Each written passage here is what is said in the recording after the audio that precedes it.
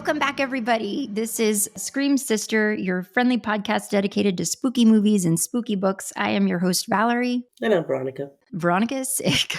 And Valerie has forbidden me to cough.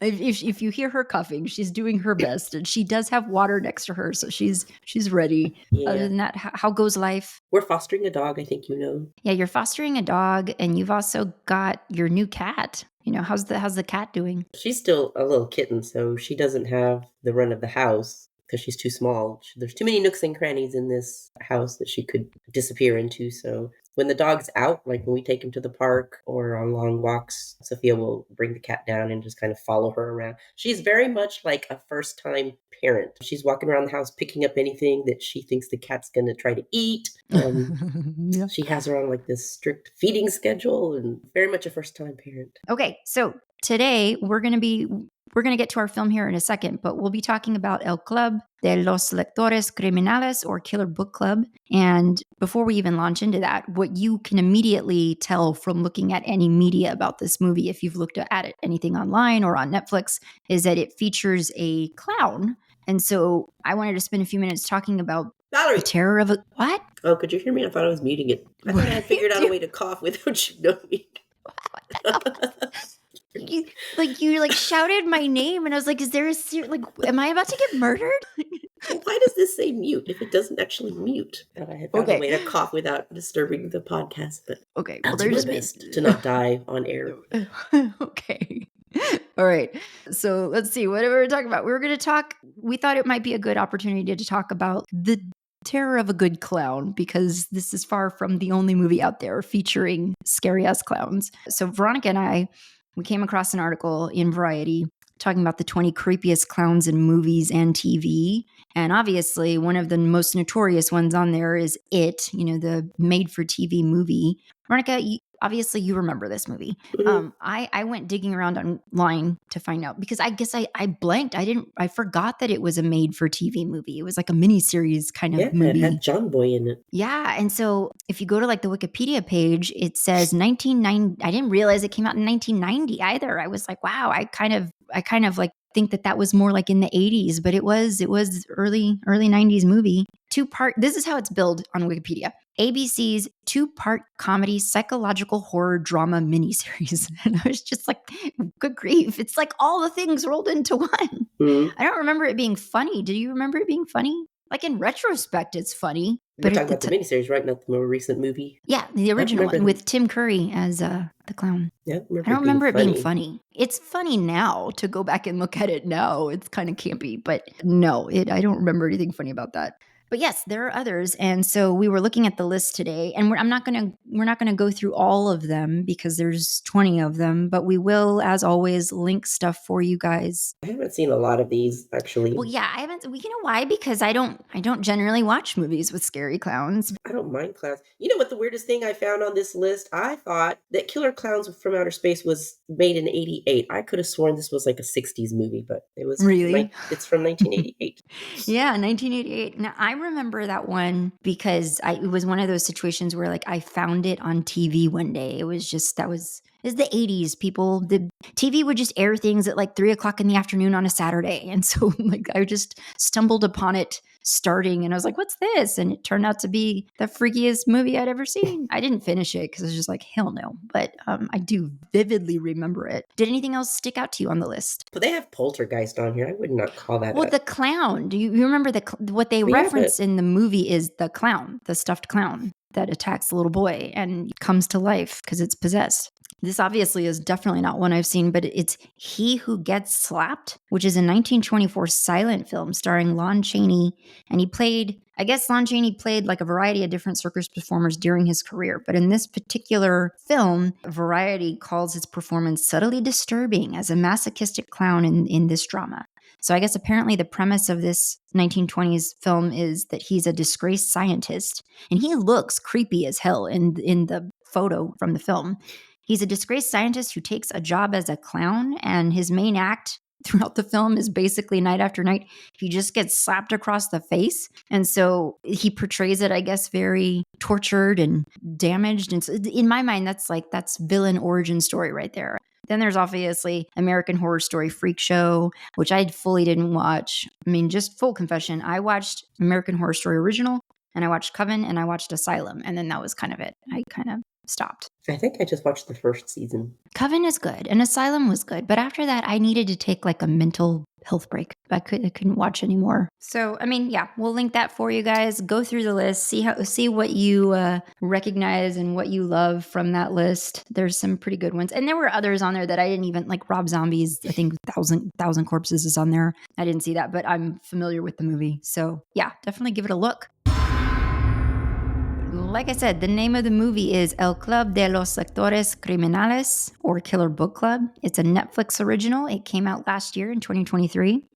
And so there's a big lineup of names here that I'm going to go through. It's directed by Carlos Alonso Ojea, and it's based on a book written by Carlos Garcia Miranda, and he's also the person who wrote the screenplay for the film.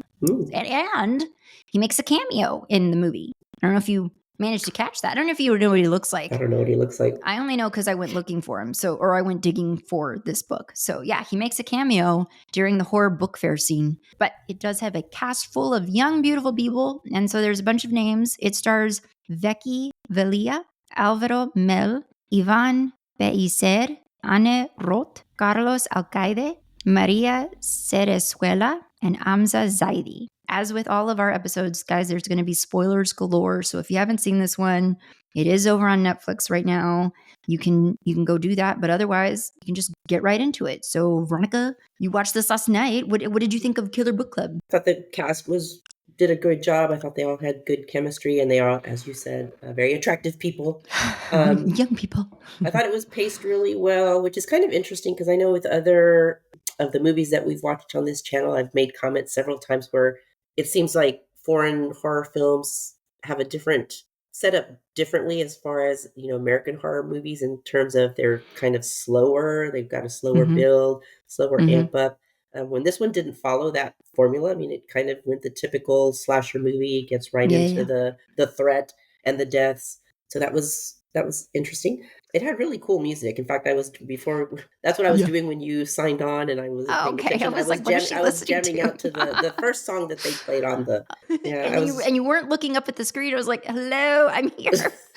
Yeah, I was jamming out to that first song that they played when they're all like arriving at school. And I kind of liked the way they kind of incorporated, like using the text bubbles showing on screen and the live chats, I guess, that the influencer dude was doing. Yeah. So I kind of liked that just visually. I thought that was pretty cool. Yes, and you will have to help me remember because like when talking about like the names that flash across the screen of all of these characters, all of these kids, college kids, as we're meeting them in the opening scenes, you're also getting like every kid has a character.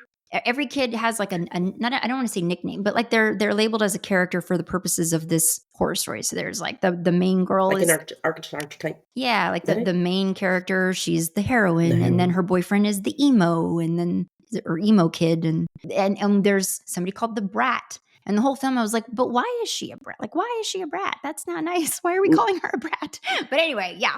It was really reminiscent of like scary, like you said, scary movies that I kind of cut my teeth on as a teenager in the 90s. So if you go and look at reviews of this film, it gets compared to like, I Know What You Did Last Summer, Urban Legends, which if any of you watched I really enjoyed Urban Legends, peak 90s type slasher films. So this was a great trip down nostalgia lane for me in that sense. And it's got, in my opinion, rewatchability. This is the first film I told Ronnie I was going to try a different tactic this time around because normally anytime that we've watched horror movies, I'm flipping out my notepad, I'm taking notes through it. And so I'm having to perpetually stop the film, take a note, like it's not enjoyable for anybody else who might be wanting to watch these movies with me. So I'm always watching them by myself. I still watch this one by myself, but I at least got the joy of like, I'm just going to watch this movie and not take notes. And then I'll go back and watch it a second time and take notes while I'm doing that. So I did that this time around and it worked out pretty well for me. But yeah, like it's got rewatchability. I had no problems putting it back on and I really wanted to. This director, I wrote this down, Carlos Alonso Ojea, is also the director of a movie called Los Inocentes, which came out in 2013. And that looks like that could be really fun. It seems like it's another horror movie that could be revolving around young people again. So Okay, so the opening scene, we're it's like a flashback, right? And so we're looking at this girl and an older woman, and they're in this what looks like a library or a study where there's just books and literature and papers is what I meant to say, strewn all over the floor, and they're just frantic. And we learn later on what that is, but I thought that was pretty cool. And she's like the younger woman is dousing the space in gasoline, and she lights a fire and. Well, she's burning books, so She's burning books. I have issues with this. But I did pick up that the older woman, in Spanish, she tells the younger woman, hija para, so daughter stop. So I knew it was a mother-daughter. So automatically it gets you thinking, what did this mother do that was so horrendous that the daughter is setting her on fire? Yes. And let me just point out, when we do find out what the reason was, I'm like, what is the problem here? I don't see that warranted that reaction. But anyway. I mean, I don't know why you're saying that, because in the movie, they say multiple times that she tortured her daughter through, I don't know. Imagine if you're being made to write and read for hours on end, day after day. I don't see the problem. Well, I don't see the problem. But I did pick up that her name was Alicia. So yes. Then when we moves forward 6 years later, and that's when we see like the crop of beautiful college students all arriving at class, and one of them is named Angela, and so I was like, Angela. I was like, Alicia, Angela, is it the same girl? Is that her? In peak 90s fashions. I mean, just overalls throughout the course of the movie. It was really making me bring back my love for overalls. But yeah, we get that opening morning sequence where they're all kind of showing up for school. Anytime you have a movie full of young and beautiful people in horror movies always die, Veronica. Oh, other things I loved about what I guess we can call the first act of this film, that university library. There was some interesting library. Architecture in the movie for sure. Like that medical school. What was that? Was that on a spaceship? Well, we'll talk about that when we get to like the production design stuff that we'll talk about later on, because there were some deliberate choices made, and the medical facility is mentioned as being one of those choices. But so we learn as we're meeting each of these individual friends what their names are and kind of what their nickname is. So there's Angela, her boyfriend Nando. There's Sarah. I couldn't remember her name. Is she the roommate or the librarian? The roommate, the friend of that librarian is Eva. Eva. Okay. And then there's Ray, and then there's Sebas, who's the simp, whatever that means. I don't know what does that mean? I'm like naive. What does that mean? I can look it up. Virginia's the brat for some reason. Yeah, and we never really learned why I gather, I think at one point, maybe I'm making this up, but I thought I understood that she's the youngest of the group. So maybe they're just like assigning her the brat because she's the baby of the group. Did you want the definition for simp? Yes, the definition for simp, for those of us not cool enough to know. So it is internet slang term describing someone who shows excessive sympathy and attention toward another person, typically someone who does not reciprocate the same feelings in pursuit of affection or a sexual relationship. Oh, okay. So. The simp. Okay. And then the influencer, I don't remember Goldo? Is that his name? Mm-hmm. Yeah. And so I think that's everybody. Yep. This group of 8, they are part of a book club, a horror book club together. And I gather that they're all aspiring writers. So they're all going to school to study to become writers. Yeah. And so, they discuss horror books a lot. I thought it was funny when that this one girl who she's just an extra walks into the library and asks Ava where the romance section is, and Ava she goes over there next to your bad taste. I like Ava. Ava and I share a vibe. No offense to people who like romance, it's just not my thing. The movie kind of like starts there, and they have their book club meeting. They're talking about their latest read, which I think also, I forget what the name of it is, but I think it also centers around clowns. Angela is a very talented writer, but she hasn't put anything out in a while. 6 years ago, she had put something out on kind of like a Wattpad, like one of those fan fiction sites that was really popular, but she hasn't done anything since. And apparently she's working on something now.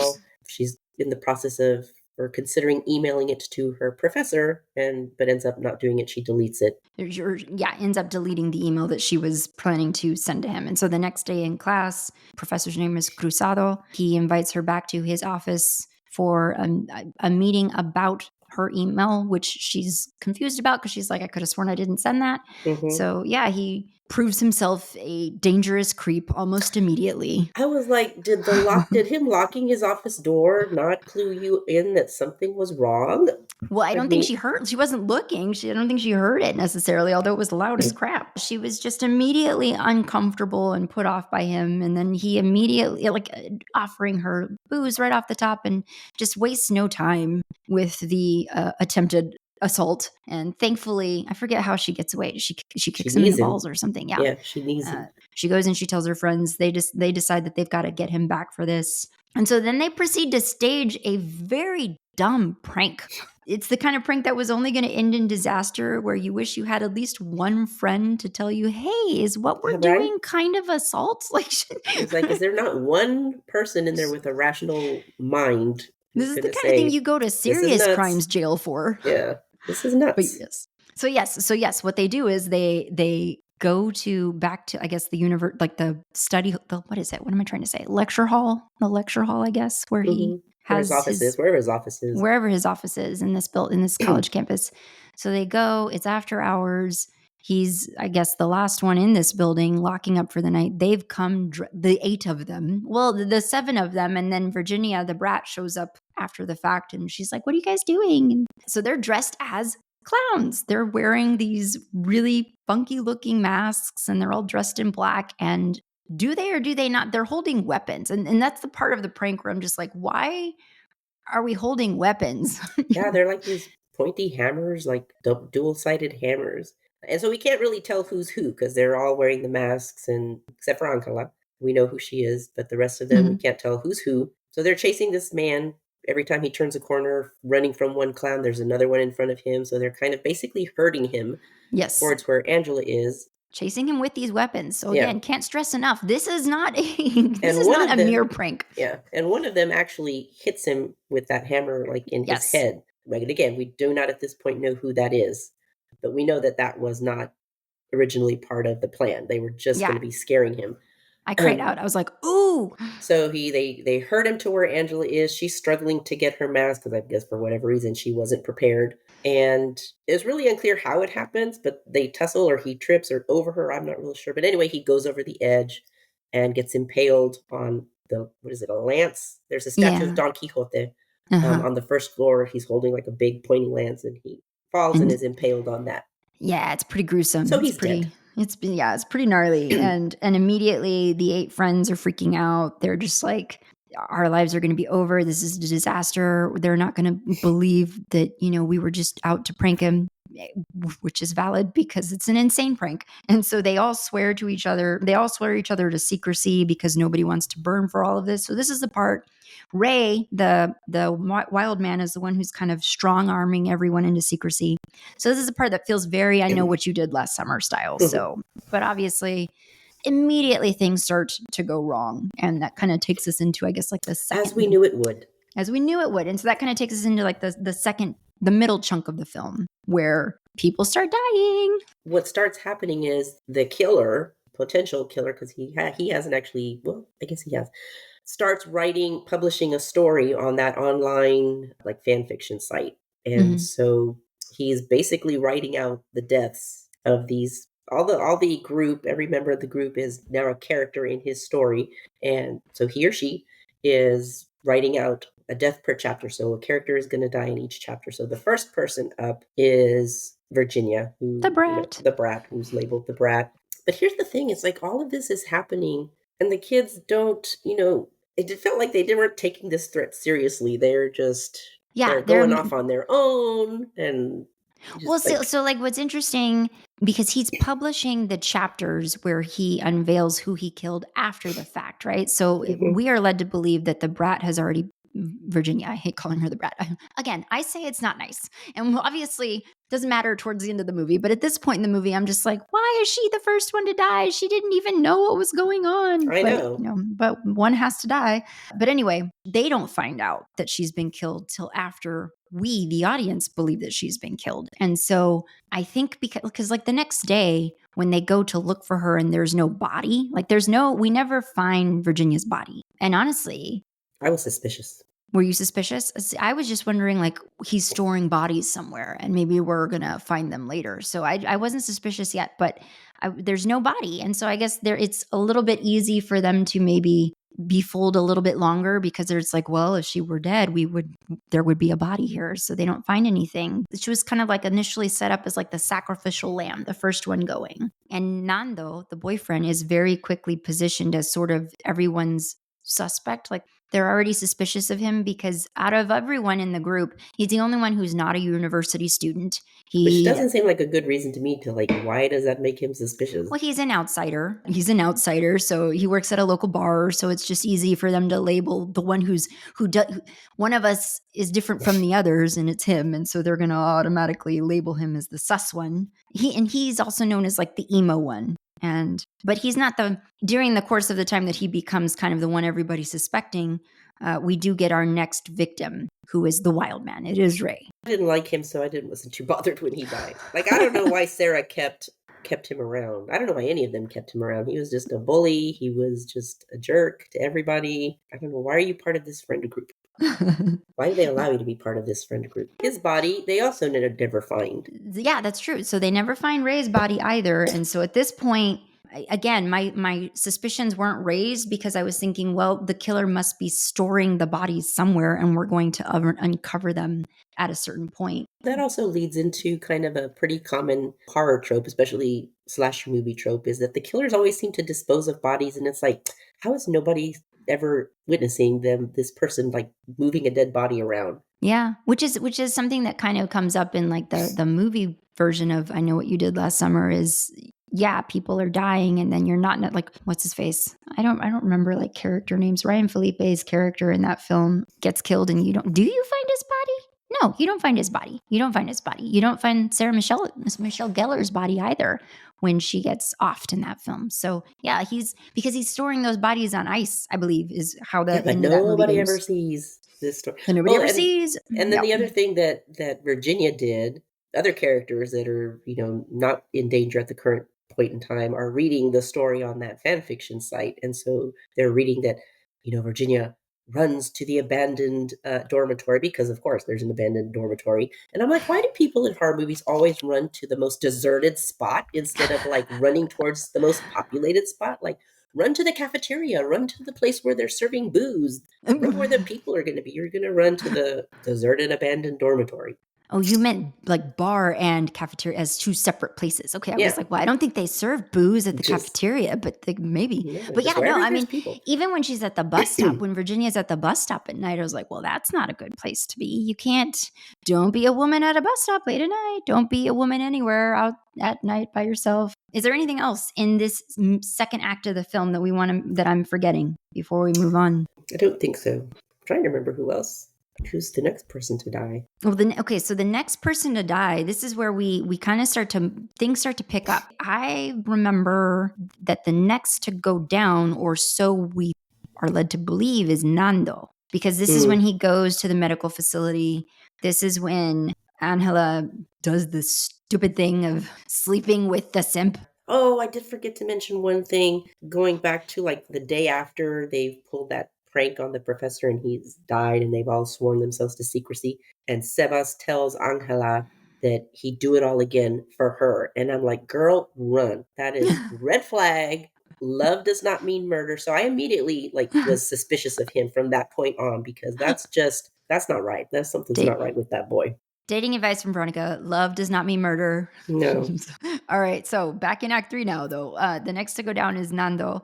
That one kind of immediately set me on a path of wondering what the hell's going on because Nando goes to the medical facility. Why does he go to the medical facility? He goes because the killer, he wasn't running at that point. He went to the medical facility because he was told to go there. I think he got a message that he believed was from Angela telling him to meet him there. Which is dumb, but he goes. It's like nobody ever questions, well, like, why would she be asking you to meet her in the medical facility after it's closed? Her dorm room's not good enough? While he's there, Angela is not there because she never sent him that message. The killer did. Angela is in the library, the university library with Sebas, who is trying to comfort her and assure her, hey, it's totally okay to suspect your boyfriend of murder. It happens all the time. Here's some wine. Also, I'm in love with you. I've always been in love with you. Let's make out. And that is indeed what happens. And so we get like the requisite sex scene of the movie, which is just like, it's another one of those moments where it's just like, you guys, crap is going down. People are disappearing. Like, at the very least, if they're not being murdered, and I understand you haven't encountered proof of that, they're disappearing. But can we rein in our horny hormones for just a minute? But this did not deter me in my suspicion of Sebas, just because the attack on Nando is apparently happening at the same time. Because I was 100% positive that we were going to find out that this was not happening at the same time. So I was like, girl, don't do it. But see, I have questions because like the clown, while that's happening, a clown has confronted Nando. Nando's giving him chase, and so trying to like survive. We don't see it. It's one of those things that, again, like if it happens off screen, which I say again, we didn't mention it, but Virginia, the first victim of the movie, dies off screen. We don't necessarily see that, but we believe, oh yeah, she's as good as dead because she was fully like injured and on the ground. It showed the clown like driving the whatever he was holding, spear, stake, whatever. She was on the floor, and that was Virginia, right? That wasn't somebody else. Okay, okay, Virginia. well, interesting. So we did see that death. I'm like blanking on the movie, but we did not see Nando die, and so like the killer did not. We come to find out in the next few scenes, the killer did not finish the job. Nando winds up at the hospital. He's getting stitched up. He barely looks injured. And so my question is like, why didn't the killer finish the job? Did they honestly believe that they'd killed him? They at this juncture, the killer had been so successful killing the others, not merely striking them with hammers, but like Ray is gutted. Mm-hmm. We see that Virginia is stabbed. So like, in my opinion, the very least, Nando should look way more beat up than he actually is. So that's kind of what made me think something's off, something's weird. The Mad Clown is continuing to publish chapters, and the horror story is becoming more and more popular with the rest of the student body. The Mad Clown, as the killer is known, the writer, is starting to acquire like a fan base. And so they're voting on like who they want to see killed next and blah, blah, blah. But I think my understanding of that was that the student body, they don't know that this is real. They just think it's a story. They just think they're not voting on actual people to be killed. Right. They think it's just a story. Because no names are being used. Like, this is where the nicknames come into play. So Nando isn't Nando, he's the emo kid. And, so there's no real names being used in the story. I guess he tells the Mad Clown tells all of his fans that he's going to be at an upcoming horror book fair. It's going to be an outdoor event. And so he's going to have books to sign. And so he's encouraging everybody to come out and support him and come dressed as a clown. And so what that sets up is an environment where now all of these friends are surrounded by people dressed up as clowns, and they can't tell where the threat is coming from. Just again, questionable decisions, because after Nando gets attacked, okay, I can understand your point that up until now there were no bodies for Virginia and Ray, so they didn't know that anyone was actually dead. They're missing. Yes. But they don't know that they're actually dead. After the attack on Nando, well, now they know that, the threat is very real. And yet still none of them, they're going off on their own. They're just kind of, they talk about how they're worried and they want to figure out who the person is, but because it's broad daylight. They're not taking any precautions. Like, none of them are walking around with a weapon or even pepper spray. And then when they're at the festival and, all these people are showing up dressed as clowns, they're on their phones and they can see that the killer is like live streaming. He's showing them. So they're running up to just random clowns that seem to be on their phones and snatching them, thinking that it's him. And here's another dumb decision. Sarah snatches a phone from some lady who, of course, turns out she has nothing to do with anything. The police show up and she takes off running. It's like, dude, it's just a phone. Like, at the most, you'd have to do restitution and pay her back for it. She's like, you're not taking me alive. She takes off running and again runs to some building that nobody else is in. And it's a greenhouse. It's a greenhouse. Yeah. I would feel safe in a greenhouse too. I'm like, why are you running? It's just a phone. Good Lord. So the killer catches up with her and she's trying to get out a locked door that has a window front. Angela's outside trying to get in. So Angela sees the killer come up behind her and off. Poor Sarah. yeah, like For her poor choices. skewers her or stabs her or whatever. Like it's a hammer, but it's also like, it also reminded me of like an ice pick. Like the other end of it is something very sharp. So he guts her with that. And so this and is now. Does Angela go get the police? She faints. No, she doesn't faints. faint. She does when she gets back to the crowd and she encounters. So we immediately she faints because then Goldo shows up. And his throat's been slashed. So but yeah, well she's in shock, Veronica. She didn't immediately like start screaming and yelling for police. No, she just wanders back. She faints. So what has happened is that like she's now, if they had any doubt before that they didn't know what was happening with their friends, they do now, because she has now just seen two of her friends killed seemingly simultaneously. And so that is where we get our first taste of the fact this might be a two-person job. And so then when she faints there in the book fair, before she faints or as she's fainting, the librarian, who's named Ava, you said? Ava takes off running because I don't know why. She's traumatized. She's afraid they think it's her now. And so she takes off running. Sebas takes off after her, I guess, to go, presumably he's positioning himself as like the rational one. So he's trying to go pull her back to the herd. And then the next thing we know, Angela is waking up and realizing that Sebas has been taken. She has no idea where Ava is, but Sebas is being held somewhere. And so she goes, this is where Angela enters into final girl mode. This ends now. So she shows up. Well, she finds Ava like dying on the floor. Of course, Ava doesn't say anything remotely helpful. Yeah. Well, she does. She says clowns. And so we realize she said plural. She said more than one. Oh, see, I didn't catch that it was plural. But yeah, so Ava's now dead. So she's off the hook as a suspect. Angela continues on. She comes across Sebas tied in a chair in the room. She's trying to untie him. And then Nando walks in. So Sebas immediately starts trying to kind of worm his way into Angela's mind, saying, Nando's the killer. Nando's the one. You have to kill him. You have to kill him. So again, here I'm like, yeah, it's Sebas. And Nando's, of course, like, it's not me. It's not me. Don't listen to him. Angela is hesitating. She's kind of confused. She doesn't know what to do. So Sebas all of a sudden springs out of the chair because he's not really tied, grabs the weapon from Angela and hits Nando with it. So Nando goes down. So presumably dead for like the second time. Yeah. And so here, of course, we get the infamous villain monologue, and we find out the whole story of why all of this has happened and how Sebas is involved. And this is the thing. This is the kind of thing that always ticks you off, right? When it's like the killer spends an exorbitant amount of time going over how he did it and why he did it, and the whole time you're like, you could be getting away. You could, and you know, to her credit, she is while he's yapping away, she is arming herself with a sharp thing that she is able to find. And she has a fountain pen in her pocket. Yeah, but I mean, it's one of the, it's cheesy and it makes no sense. Although he does, to the movie's credit, they do kind of make a meta comment about Sebas as well. I suppose this is the part where you expect me to explain everything to you, and he's like, well, okay, I will. So they kind of poke fun at it themselves, and it is, it's a horror trope. It's a villain trope. So we learn that the girl from the opening that set her mother on fire, Alicia, Sebas had been on the same, chat thread or fan fiction site that Alicia. Did we ever say that actually, that the story that Angela wrote back then was a story about Alicia's life, the one that kind of grew popular and somehow that ruined Alicia's life or she reveals that truth. Angela reveals that truth to Sebas when they're in the library together before they do it, because she's like revealing to him why she's so worried and or why she's so concerned and that somebody has died.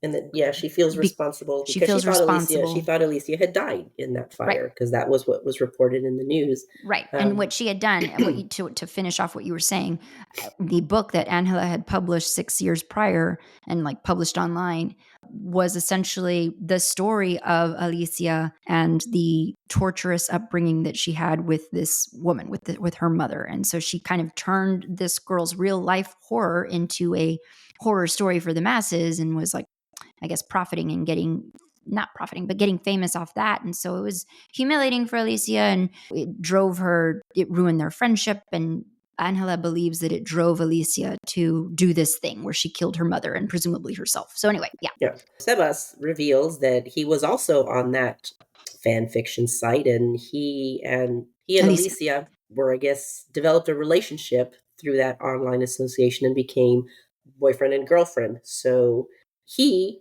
has kind of orchestrated this whole thing as a revenge on Alicia's behalf, revenge on Agatha. Why everybody else had to die, I don't know. This was all orchestrated by him, kind of planned it all out. Alicia as revenge for her. So, and now we know why we never found Alicia's body. I mean, Alicia/Virginia. Yes. Because they are one and the same. Yes. And so, yes, like in those moments after he reveals that, and Angela comes to realize what the situation is, she drives the pin into his mouth. It goes through his chin, like pretty gnarly. It goes through his chin into his mouth. The pin is mightier than the sword. And so then she takes off running and she encounters another killer clown, and that clown unmasks herself, and it is revealed to be Virginia. And you're like, what? Who's really unhinged by this point. Who's very she played deranged very well. Yes. And to the point where it's like, Sebas, you can definitely believe him as a killer, I suppose. But like, because this movie draws so many parallels to I Know What You Did Last Summer and like Scream. Scream is centered around a bunch of kids who are like horror movie enthusiasts. These kids are horror book enthusiasts. So kind of the same concept. And I think what works so much about Skeet Ulrich in that film, in Scream, who plays Billy Loomis, he's good looking kid who also looks like he could be deranged. Like you believe it. You buy that kid could be a sadistic killer versus this kid, Sebas. He's just a pretty boy. He's just like a intellectual little pretty boy. And I definitely buy that he could be like a pompous ass, but I don't necessarily ever believe that he has killer in him versus Virginia in this moment. Totally believe that she could go crazy and be a killer. So yeah. Yeah, but I wouldn't buy that Virginia could have orchestrated all of this. I don't think she had the smarts to do it. Or the organizational ability to do it. Yes, yeah. And so then, the end of the movie comes through really nicely. Angela is cornered by Virginia and Sebas. Again, in kind of another throwback to the 90s movies of the past. What's his face? Sebas is just talking up a storm about how we're going to publish the book and we're going to become famous and then it's going to get made into a movie and then there's going to be a sequel, just like these days it's all about a sequel. And so Angela is trying to distract them and keep their eyes on her because Nando has finally come to, the boy who cannot die, finally comes to again and is preparing to throw some sort of brick or something at Sebas and send him over the edge. And he does. And again, another gruesome scene where he lands mouth first onto the spear of Don Quixote. Virginia is like, no. And Angela gets her to go to some, I have no idea where, boiler room? Where? Yeah, she runs to a boiler room because why wouldn't you? Some boiler room in the building where she manages to... They need a better map of this university because clearly they don't know where the main exit is. Where the university police station is or, Follow the exit sign, my dear, the exit sign. But no, she goes to a boiler room and somehow manages to start up a fire and set Alicia/Virginia on fire. And so again, we're sort of witnessing this girl go aflame, this time for good. And so then we flash forward, the final scenes of the movie, we flash forward. It's been a year. They're at this really amazing university. It looks, again, like the visuals in this film are just very stark, beautiful architecture, beautiful buildings, state-of-the-art university. And Nando, she's back with Nando. She's confessed her love for Nando. Please forgive me for making the poor choice of sleeping with the killer. I love you. And I was like, Nando, you can do better, dude. You can do better. You don't deserve that. Go find a girl who isn't gonna, suspect you of murder on flimsy evidence. Right. And then bed your arch nemesis who turns out to be a sadistic killer. So yes, he's in university now too. He's studying alongside her and they in class. He's like, I'm going to go catch this other lecture. See you later. She's walking through the courtyard of this beautiful building space and she sees across the way the mad clown. She's not sure if this is real or not. All throughout the movies, she'd been kind of seeing things and she would see what she thought was a clown and it turns out the clown wasn't there, or things like that. She was just seeing things. So she doesn't know if this is real or not. She doesn't know if she can trust it. And the movie kind of ends where the mad clown unmasks. It's somehow Alicia, who's like half burned, and she comes lunging at her with a hammer. Cut to black. That's the end. So did you believe that was like, I believe that that's in her head, right? Yeah, I didn't believe it. Yeah. Because for one thing, when she's walking, there's people everywhere. There's other students milling around. And then all of a sudden, when she sees the clown, the courtyard is completely deserted. So I think that it was just a manifestation of her PTSD, which of course any normal person would have PTSD. Mm-hmm, and so it's just that it's not really happening. Do you think that they set it up so that there will be a sequel? I think it could be set up. I do not think that it would be Virginia slash Alicia. I think it would be like a separate killer, because I do think Alicia slash Virginia died in that fire. Do you think it's in any way suspicious? I still go back to, and I already asked the question that I wanted to ask, but like, is it suspicious that Nando somehow just magically survives all of these near? See, I don't think he magically, like when they were in that, what was it? The medical facility, yeah. medical school building. I think it was intentional. Like at the time I wrote down, why was Nando spared? Suspicious. Mm-hmm. But in like by the end of the movie, I think it was intentional. Since Sebas was getting it on with Angel at that time, obviously that the clown that was after Nando was Virginia slash Alicia.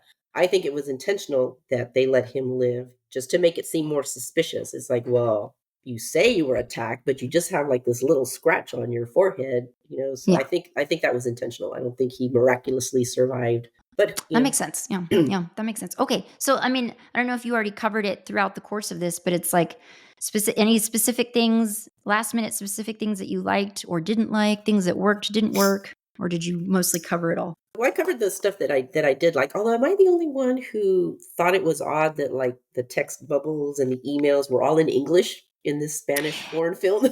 Yeah, I thought that was interesting too. I thought that was, it stuck out. And like when she's writing the email to her professor, that's in English also. And so I thought that was like, no, that's in English. And like when the chapters are submitted online, when the killer's posting the chapters, those are also in English, aren't they? Yeah. So I don't know. I guess I don't know if maybe there's a Spanish version that just has it all in Spanish, but maybe when they marketed for overseas, maybe they swapped it for, anyway. But that makes sense. There were a couple of things that, I mean, overall, I did enjoy the movie. I thought it was fun. It kind of had fun, that nostalgia feel for like those 80s early slasher movie flicks. But it never really like had me on the edge of my seat scared. In fact, I don't think there were any jump scares in it for me ever. You didn't? I had some jump scares. I don't think so. So I didn't find it. Because, like, let me tell you something. A clown coming out from behind a corner where you don't expect a clown, Ronnie, that's scary as crap. Well, see, I don't find clowns scary. So, oh my God. So yeah, I was never really on the edge of my seat, scared or tense. And I thought it was a little on the nose. I mean, I was suspicious of Sabas pretty, like I said, the minute he made that comment about, I would do this again, cause the death of somebody, and I would do it just for you, Uncle. I was like, So I was suspicious of him pretty on. I did not guess that there were two killers. Yeah. That was a bit of a surprise, but like I thought Sebas was pretty obvious. So I was 50% not surprised. I had some good scares in this film, and there are just things that like are always going to make the hairs on the back of my neck stand up. Like any scene, and it happened at least once in the film, maybe twice, scenes where it's like she's running, quote unquote, or hiding from the killer, and she's in the library and she's hiding behind like bookshelves.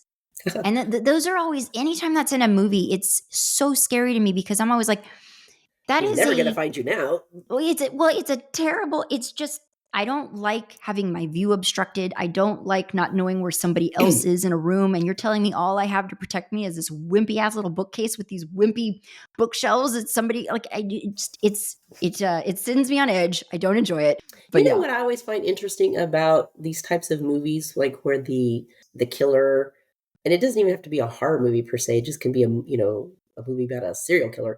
where they're stalking their final prey and they're just kind of walking around like it never crosses the killer's mind that maybe this victim has smartened up and got a weapon, and maybe I'm in danger too because I don't know where they are. And it's like, I don't know, they're just always walking around with this supreme confidence that I've got all the time in the world. Yeah, and no, I'm impervious to any sort of bodily harm. They can't possibly find a weapon to come after me with. So well, yeah, because at least once, if not twice, and I'm thinking what I'm remembering right now in particular is the scene where Sarah is in the conservatory, the greenhouse. And there's a fancier word for it, but it's like the big giant greenhouse. Sarah is in the greenhouse trying to get away from this killer, who at one point is coming up chasing her up the stairs, and she's at the top of the stairs, and she doesn't move right away.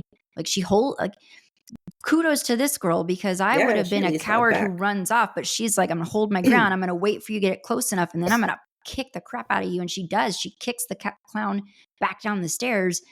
And it's like those kinds of things. Like, if I'm the killer, that's going to take me out for a little bit. I'm not hopping back up.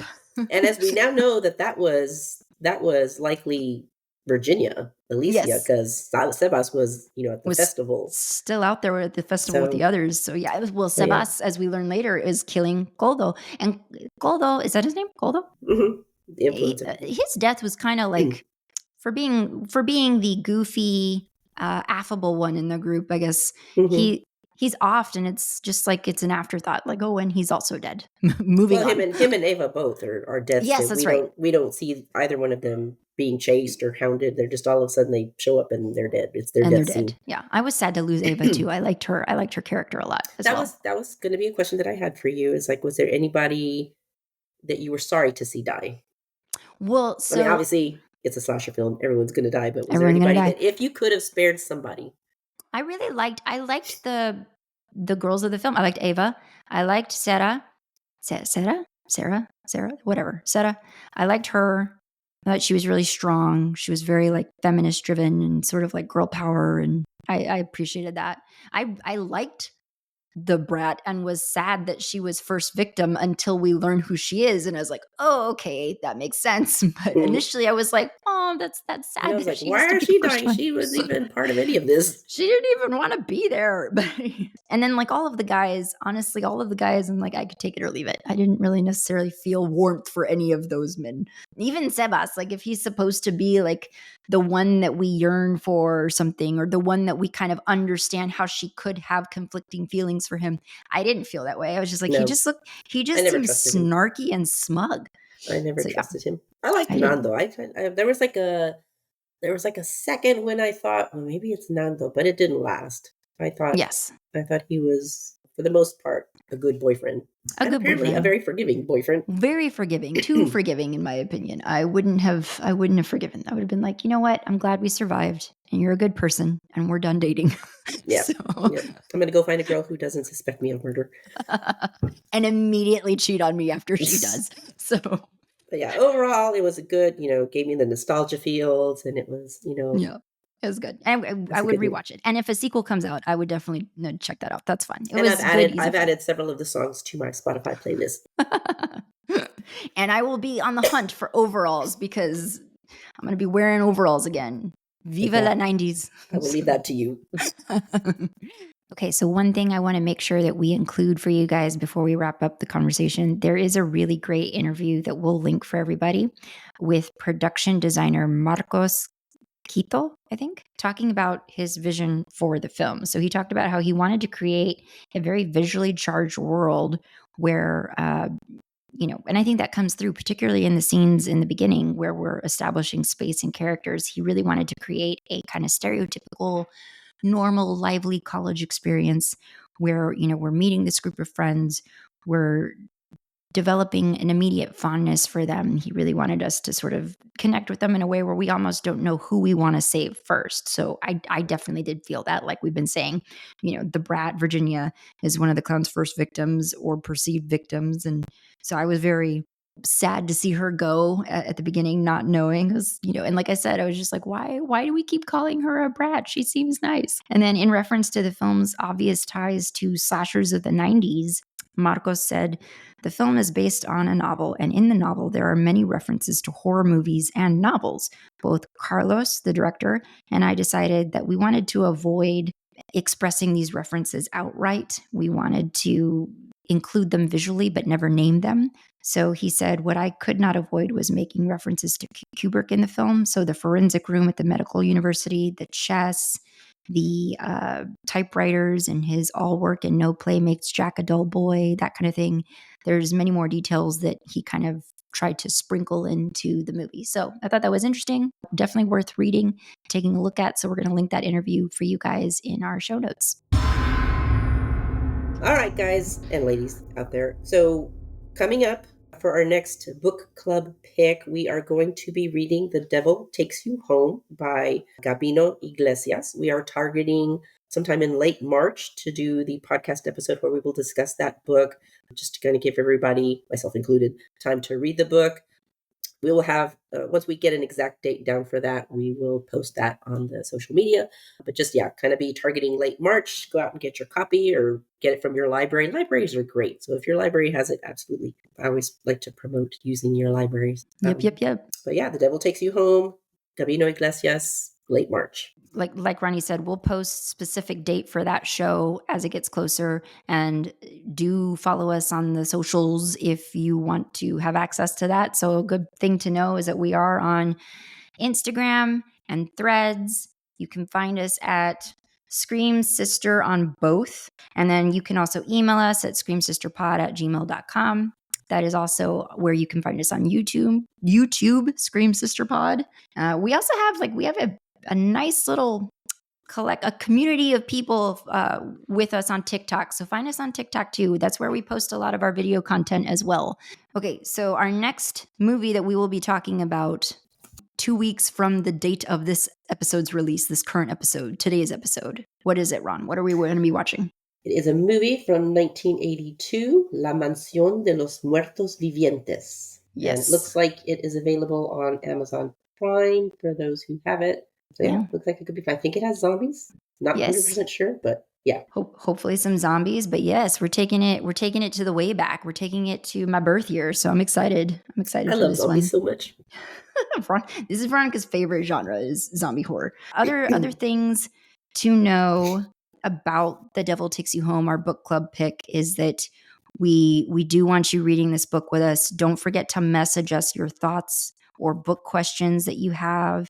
If you've already read this book, definitely let us know what you think about it. Message us or email us, and we would love to share that on the book club episode.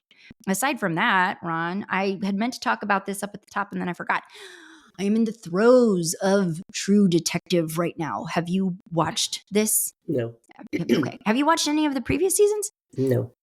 Okay, well, full disclosure, I have never seen a True Detective season either until this one. I started with season 4. And, for anybody who hasn't watched any True Detectives, they are standalone seasons, so you can just kind of jump in. From what I understand, there are things happening this season that are kind of callbacks to the first season. But, having not seen that season, I don't feel lost. I'm able to follow it. I'm loving it, Veronica. It's all I can think about. It's all I look forward to. This one with Jodie Foster, right?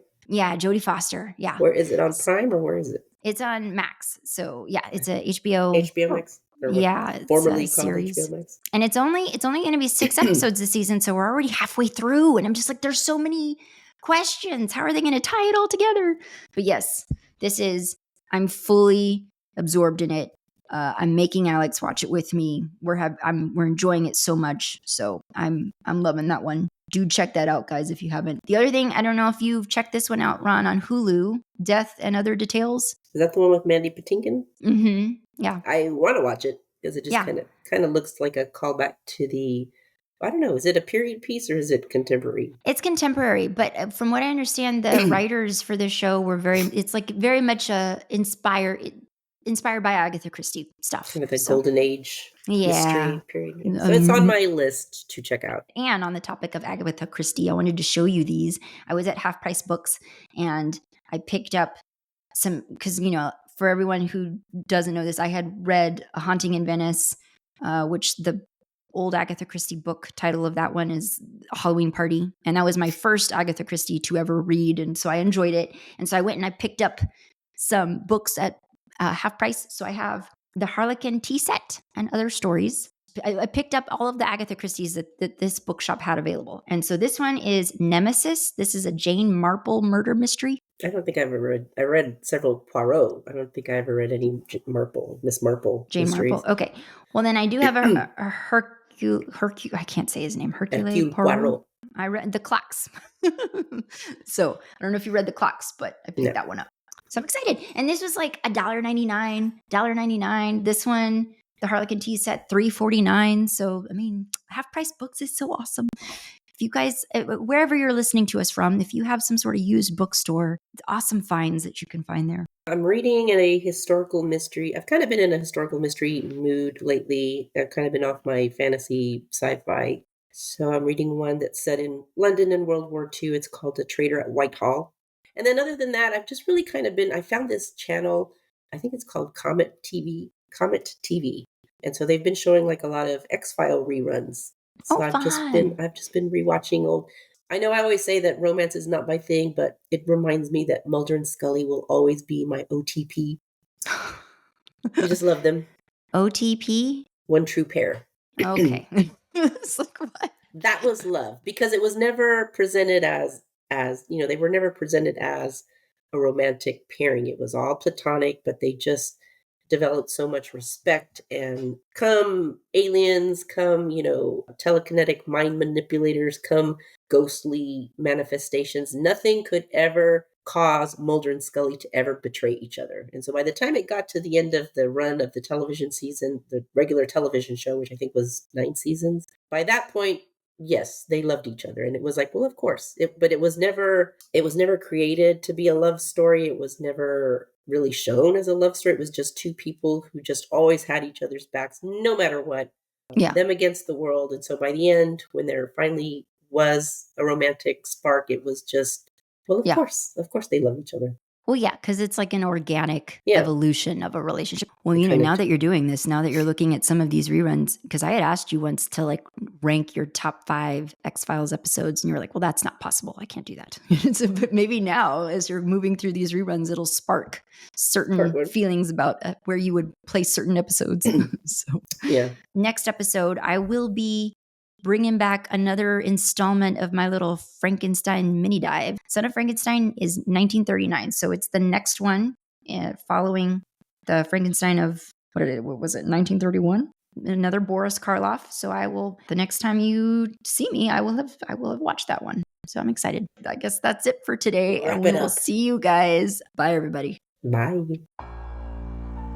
Scream Sister is a Nest production hosted by me, Veronica, and Valerie, editing by Valerie, music by Omar Chakor, production support by Lorenzo Villarreal and Alex Street. Listen to new episodes of Scream Sister every other Monday, and don't forget to give us a rate and review. It's the best way to help us grow.